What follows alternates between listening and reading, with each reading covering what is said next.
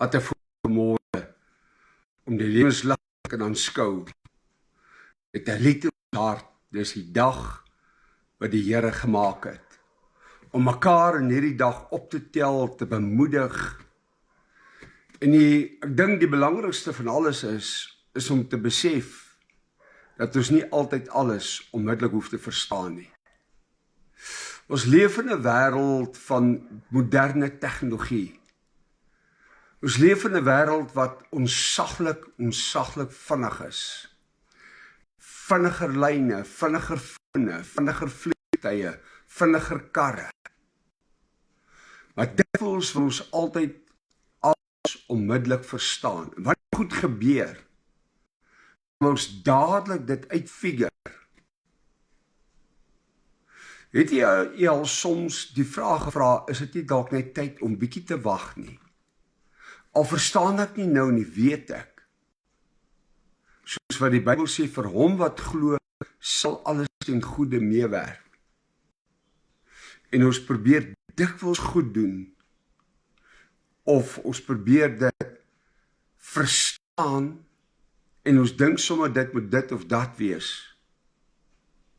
Kom ek lees vir 'n voorbeeld uit die Bybel uit, waar Jesus kom, en hy was sy disippels se voete.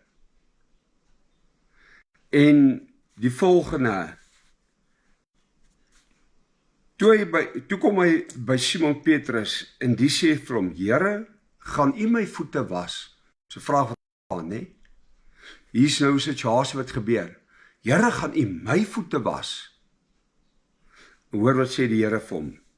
Jesus antwoord en sê vir hom, wat ek doen, begryp jy nie nou nie, maar jy sal dit hierna verstaan.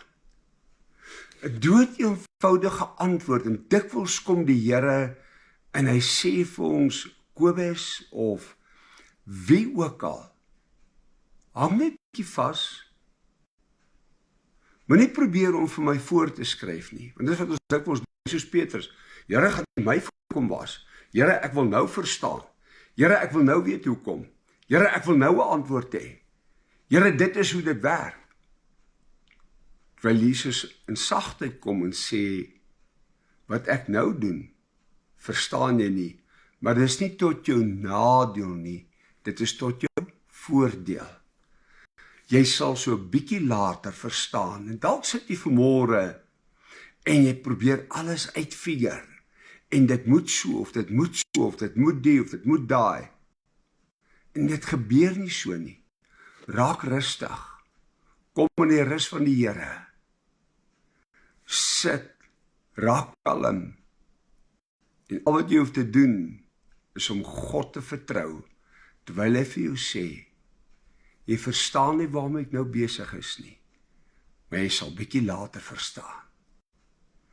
Leer om jou vertroue in die Here in te sit, ongeag die omstandighede, ongeag die probleme, en kyk wat hy vir jou doen, en jy sal dit verstaan.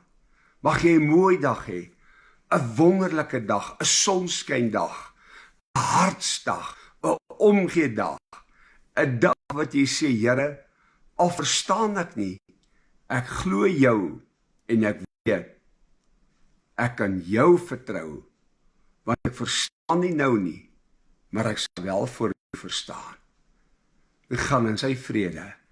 Ek groet u. Shalom.